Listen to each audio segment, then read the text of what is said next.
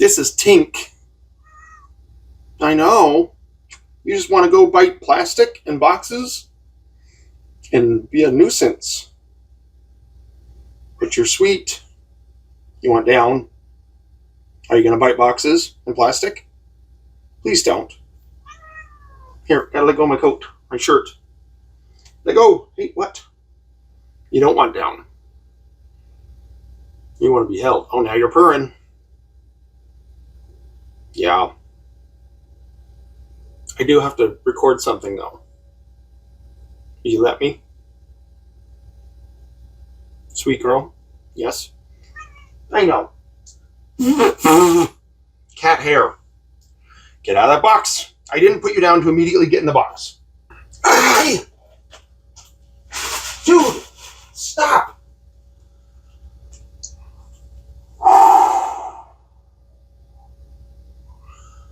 Serenity now. Hey everyone! Welcome to another What Am I Playing video.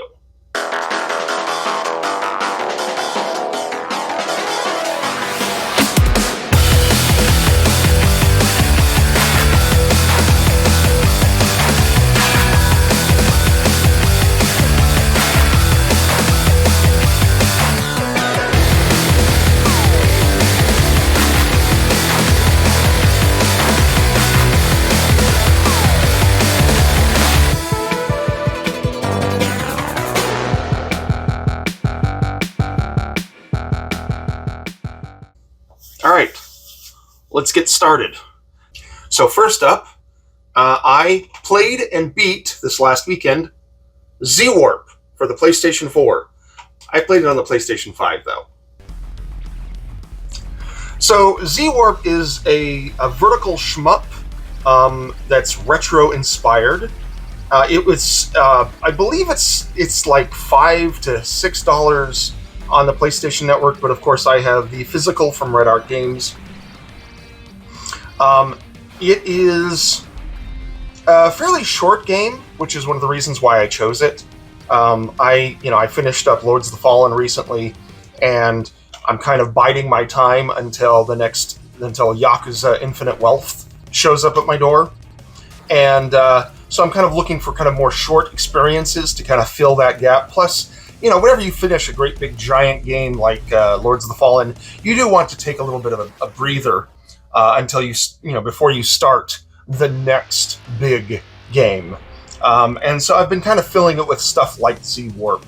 But it's a vertical shmup. It's a pretty good one. Its central gimmick is that you have this charged attack that deals a pretty significant amount of damage to the enemies inside of a circle around your ship, but it can also clear out the bullets as they are flying towards you, and so it becomes this thing where you have to very judiciously use it, because there will be walls of bullets coming at you that you just cannot avoid, and so you have to hold off and wait on using your special attack to clear the bullets out of the way so that you can keep hitting the enemies or the boss.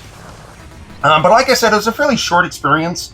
It was a lot of fun. It was also a fairly easy platinum, which, if you're somebody who's searching for easy games to fill out platinums that are actually still pretty fun, Z-Warp is a pretty good recommendation there. But, it's a pretty short game. I think there's, 5 or 6 levels, and that's it.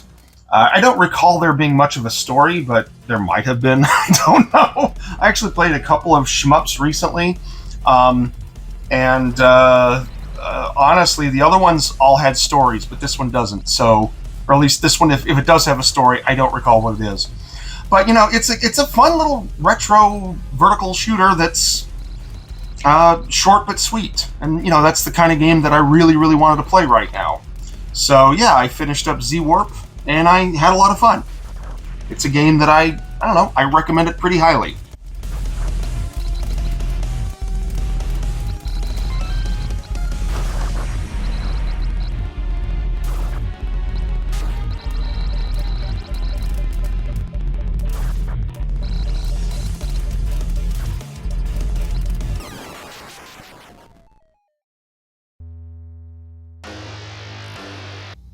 Okay, next up, I have been playing Enshrouded.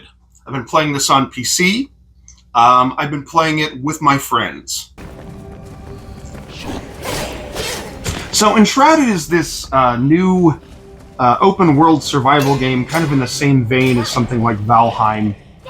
And it's still in early access, so, kind of take any criticisms I might have with a grain of salt. It's the sort of thing where they could very easily fix it over time. But Enshrouded has kind of been taking the internet by storm lately. It's been, very popular. A lot of people have been talking about it. And, so naturally I was going to check it out, and I really enjoyed it. And managed to convince one of my friends so far to get it. And I also got it for my daughter, so we're going to be playing some Enshrouded together. But what type of a game is it? I mentioned that it's an open world survival game similar to something like Valheim, and that's definitely the ballpark that it's in. But it's got a lot of elements that it kind of pulls from other games and other genres that kind of make it a pretty unique experience. For example, I wouldn't necessarily say that it has Souls-like combat, but it definitely has combat that is inspired by Souls-like. You've got, very weighty attacks, and the enemies have very weighty attacks, and they can deal a ton of damage to you. And so you have to use dodges and blocks and parries judiciously to make sure that you stay alive. It's the sort of thing where you can really realistically be killed in just a few hits from most enemies in the game. So it's like I said, it's not exactly a Souls-like, but it definitely has Souls inspirations in its combat. In addition to that, it has a stamina system that's very similar to the Zelda games, the recent Zelda games. So you can climb things and you can swing from things and stuff like that, but everything costs stamina. And if you don't have enough stamina to complete whatever it is you're trying to do, well, then you're going to fall. And it is naturally something you can level up. So you have a whole skill tree and a whole bunch of stuff that you can do to put points into strength and agility and all that standard stuff. But then, other little things, various different types of combat and ways to interact with the world. In addition to having those inspirations, it also has very much some Minecraft inspirations. In Valheim, you could craft and build structures and stuff, but you really couldn't do a whole lot of terraforming. Like, you really couldn't, mine deep into some caves and then find, basically burrow through mountains and stuff like that. Whereas in this game, you can. And of course, digging through the ground gives you dirt and rocks and stuff that you can then use into crafting things.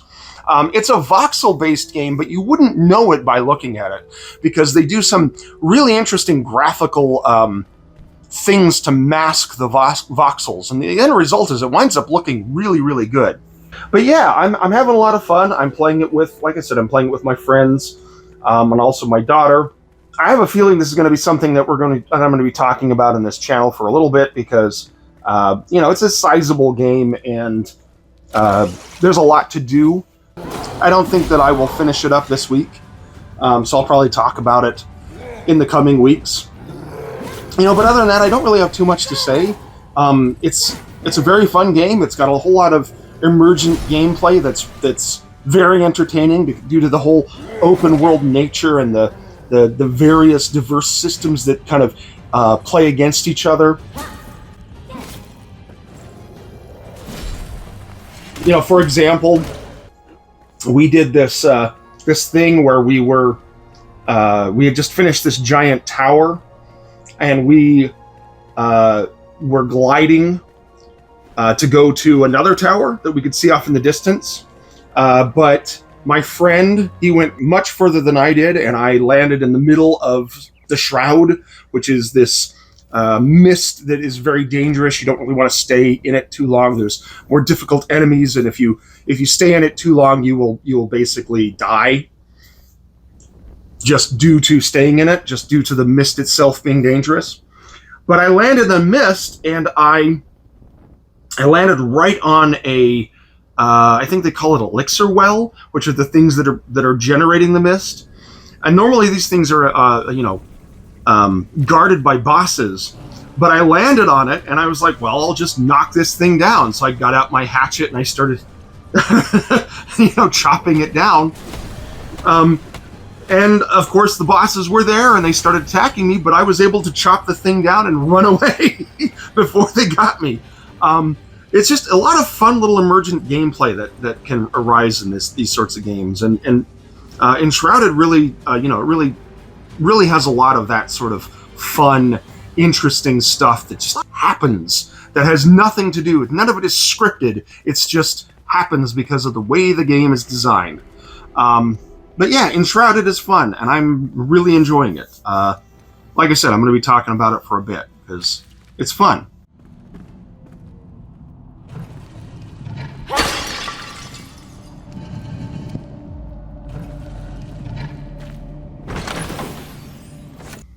Alright, next up is Shadow of the Beast. Played this on, this is the Sega Genesis version. Technically speaking, I did play this on my Polymega.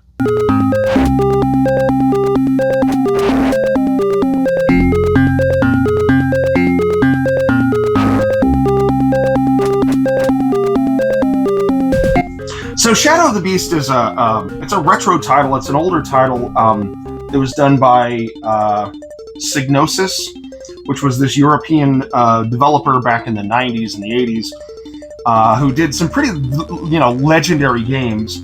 And Shadow of the Beast is one of them. A lot of the stuff that they did was for the Amiga back in the day, but a lot of their stuff did get ported to various other platforms, including the Sega Genesis. Now, the thing is about Shadow of the Beast is that I was thinking back, and I am not entirely certain that I beat this game back in the day. My memories of it are a little fuzzy. I remember it having really great graphics. I remember it having a really great and interesting setting. And I remember it being brutally difficult. But I don't remember actually completing the game. I might have. It's been, more than 30 years, so I could have just forgotten. But I don't recall beating the game. So as I was going through stuff and trying things out on the Polymega, this was one of the games that I brought out and was trying out. And I was like, you know what? Since I don't remember beating it, I'm just going to beat it now. Just to make sure that I can check that off my list as something that I have beaten. And so I did. I will admit, I made pretty heavy use of the save state system on the Polymega because this game is brutally difficult. And in a lot of ways, it's got unfair combat and a very unfair difficulty. And so in order to really get through and beat the game and not have to restart every time I died, I did use the save state system, which did result in a couple of strange glitches, including one where I fell through the floor, and basically the game was broken. So, the save states on the Polymega are a little bit wonky, but I managed to make it work and I managed to get through and beat the game. And it was a lot of fun. I really enjoyed it. I loved it back in the day, but like I said, I'm not entirely certain I ever beat it before. So it was fun to go through and beat it now. Anyway, Shadow of the Beast for the Sega Genesis.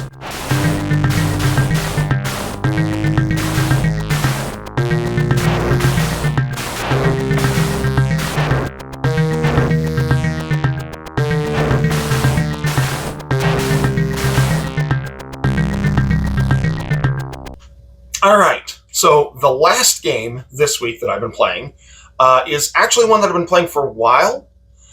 Technically I was playing it last week, but for whatever reason I forgot to mention it. And that is Heretic's Fork. I'm playing this mostly on PC, although a little bit on my Steam Deck while it's docked. So yeah, I've already talked about Heretic's Fork before. I don't think I need to go into any more detail really about it. But I have been still playing it. I'm trying to go through and finish all of the in-game tasks. I think I've got maybe 8 or 9 left, but I'm kind of gotten down to the ones that are really, really difficult, and I'm a little bit struggling with them. For example, I need to. I think there's one where I need to beat the game without using any towers, and the garrisons that you can put up in the game they don't seem to really push the enemies back enough, so I wind up always getting overwhelmed. There's another one where you have to use only holy damage, and there's a lot of holy units that are powerful. Things like the, what is it called, the Sin Tower? I forget what it's called, but it shoots like these little globs of white holy damage bullets. That's pretty powerful. There's also the garrison that has the I think it's called the Crusaders. They're the ones who like run out and they like suicide bomb and explode on the enemies. That's pretty powerful. But a lot of the other holy towers and garrisons are, more situational, and so it's kind of hard to come up with a working strategy to complete this whole game using holy. But I'm still working on it. I'm still plugging away, and I'm still really, really enjoying it. It's a very fun game, and I do recommend it pretty highly. If you are looking for kind of a card auto battler with some light tower defense thrown in, check Heretic's Fork out. It's a lot of fun, and it plays great on the Steam Deck. It just doesn't use the proper Steam Deck controls. It requires mouse and keyboard, so you can make the touchpad work on the Steam Deck, but I find that when I do play it on the Steam Deck, I prefer to just have it docked and use a mouse and keyboard, as if I'm at my main gaming PC. But it's a fun game, and it is one that I do recommend pretty highly if you're in the market for, another auto battler. It's good stuff. I cleaned all this stuff, put things away, although I didn't put this away. This is Inmost. I have a stand, and I have it stood up here, but as I was putting the Switch stuff away, I just forgot to put it. But yeah, I cleaned up for this week. Pretty proud of myself. Also, this last weekend, I spent some time. I have a Calyx in there in the other room, a Calyx bookshelf that is. I always intended to put my handheld systems into it. I've got a big Calyx. I think it's like a 4x4 that has all my controllers plugged into it. It's got plugs at the bottom, and then we've got wires that go up the back, so I can, anytime I'm done with the controller, I can just plug it in, and it can be charged the next time I use it. And I wanted to have something like that for my handhelds, which is why I got the Calyx. But then the Calyx just kind of sat there for a couple of months while I didn't do this. And I still have stuff. I still have the handhelds plugged in and stuff, but it's not as tidy as I wanted. So this last weekend, I spent time getting the Calyx inserts that divide the shelves up further, putting those together, and started putting all my handhelds away and doing it proper, as opposed to just kind of being all over the place. So yeah, I did some tidying, and I'm happy. But that's it. I got nothing else. My retro USB AVS got here, and I'm staring at it right now, and I want to go hook it up. So I'm going to end the video, go hook it up, and play some NES games. See ya.